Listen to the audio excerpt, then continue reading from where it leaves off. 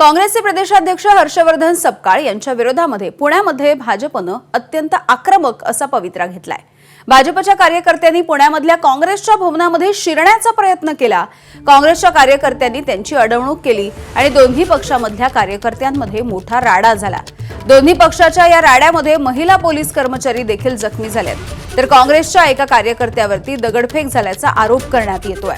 दगडफेकीमध्ये देखील काही कार्यकर्ते जखमी झाले, तर दोन्ही पक्षामधील कार्यकर्त्यांनी एकमेकांच्या विरोधात जोरदार घोषणाबाजी केली आहे। दरम्यान पुणे पोलीस आयुक्त आणि काँग्रेसचे कार्यकर्ते यांच्यामध्ये देखील बाचाबाची झाल्याचं समोर येत आहे।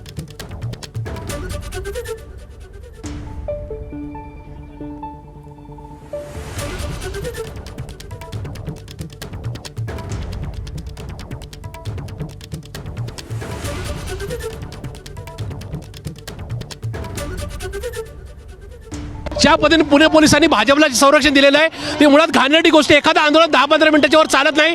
पोलिसांनी जाणून बुजून मागची 2 तास भाजपवाल्यांना अशा प्रकारे आंदोलन करायला पाठिंबा दिलाय। पोलिसांच्या उपस्थितीमध्ये या ठिकाणी पत्रकारांच्यावर आणि कार्यकर्त्यांवर दगडफेक झाली आहे, रक्तबंबाळ होऊन चाललेल्या गाड्या फोडल्यात। हा अत्यंत घाणेरडा आणि आक्षेपार्ह बाब आहे असं माझ्या सरकारला वाटतंय। काँग्रेसने आपल्या स्वतःच्या या ठिकाणी कॅम्पसमध्ये आंदोलनाला प्रोटेस्ट केलं। असं असताना ज्या पद्धतीने यांनी जे चुकीचं केलंय हे निश्चित या ठिकाणी भाजपचा या पुण्यात दहशतवाद वाढलाय। हे या ठिकाणी पोलिसांची चूक आहे यामध्ये, तुम्हाला वाटतं पोलिसांची दबाव? पुणे पोलिसांची चूक आहे। पुणे पोलिसांनी या ठिकाणी भाजपला अभय दिले, संरक्षण दिले, म्हणून हा प्रकार घडलेला। मागची 2 तास झाले भाजपला या ठिकाणी तळ ठोकून आहेत, पण पोलिसांनी त्यांना मज्जाव केला नाही आणि उलट एक मुख्य रस्ता या ठिकाणी अडवून ठेवलाय। असा असताना पुणे पोलिसांचा प्रकार हा बेजबाबदारपणाचा आहे। पोलिस चुकीच्या पद्धतीने आंदोलनाला परवानगी देतात, दहशत माजवण्यासाठी परवानगी देतात असा आमचा स्पष्ट आरोप आहे। छत्रपती शिवाजी महाराजांच्या नावाने चुकीचं आंदोलन चालू आहे। आमचं म्हणणं भारतीय जनता पक्षाने छिंदमचं काय केलं, राहुल सोलापूरचं काय केलं, शिवसृष्टी मुंबईतली होती त्याच्या छत्रपती शिवाजी महाराजांचं काय केलं, कोश्यारीला पारितोषिक दिलं, या सगळ्याचं उत्तर त्यांनी दिलं पाहिजे। दगड मारला त्यांनी, पाहायला लागलं माझं खूप जोरात, खूप मोठा दगड तिथं पडला। दगड मारलाय ते काय लोकांनी तो लागला, त्या लोकांनी तिकडचे पाणी नाही, पाणी नकोय। आतमधून त्यांनी जोरात जे दगड मारला ते माझ्या पायाला लागले, ते खूप जोराचं लागले। सपकाळ साहेबांनी छत्रपती शिवाजी महाराजांचा इतिहास सांगितला की तो कसा शौर्याचा आहे, पण भारतीय जनता पार्टीचे जे नेते असतील, भगतसिंग कोश्यारी असतील, पियुष गोयल असतील, छिंदम असेल, राहुल सोलापूरकर असेल, यांनी तर सातत्याने छत्रपतींचा अवमान केला।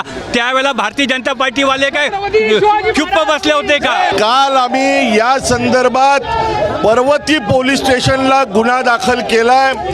काँग्रेस प्रदेशाध्यक्ष हर्षवर्धन सपकाळ यांनी छत्रपती शिवाजी महाराजांची तुलना ही टिपू सुलतानची केली। जे छत्रपती शिवाजी महाराज हे पुरुष आहेत आणि टिपू सुलतान याची क्रूरता सगळ्या देशाला माहिती, त्यांनी हिंदूंच्या कत्तली केल्या। त्यामुळे टिपू सुलतानचं उदात्तीकरण करणाऱ्या काँग्रेसच्या विरोधात या ठिकाणी आम्ही आंदोलन। तर पुण्यामधील काँग्रेसचे शहराध्यक्ष अरविंद शिंदे यांनी कार्यकर्त्यांच्या सोबत फरासखाना पोलीस स्टेशनच्या बाहेर आता ठिय्या मांडल्याचं दिसतंय। जोपर्यंत भाजपचे शहराध्यक्ष धीरज घाटे आणि महापौर मंजुषा नागपुरे यांच्या विरोधामध्ये कारवाई होत नाही, गुन्हा दाखल केला जात नाही, तोपर्यंत आम्ही हे आंदोलन सुरूच ठेवणार अशी भूमिका काँग्रेसचे शहराध्यक्ष आणि त्यांच्या कार्यकर्त्यांनी घेतली आहे।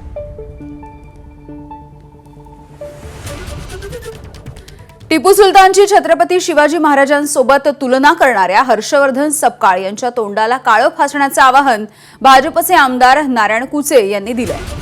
हर्षवर्धन सपकाळ यांच्या तोंडाला काळं फासेल त्याला 2 लाख रुपयांचं बक्षीस देऊ अशी घोषणाच भाजपचे आमदार नारायण कुचेंनी केली आहे। जालन्यामधील खासदार कल्याण काळेंच्या कार्यालयासमोर भाजपनं निषेध आंदोलन देखील केलंय, तर भाजप सरकारच्या विरोधात काँग्रेसनं देखील जोरदार घोषणाबाजी केली आहे। म्हणजे मी जाहीर करतो, एखाद्याने हर्षवर्धन सपकाळच्या तोंडाला काळं लावलं, कुठेही भेटलं, जालन्यात आला तर करणारच, पण कोणी करीत असेल त्याला 2 लाख बक्षीस देण्याचं काम मी भारतीय जनता पार्टीचा जिल्हाध्यक्ष करतो। एबीपी माझा, उघडा डोळे बघा नीट।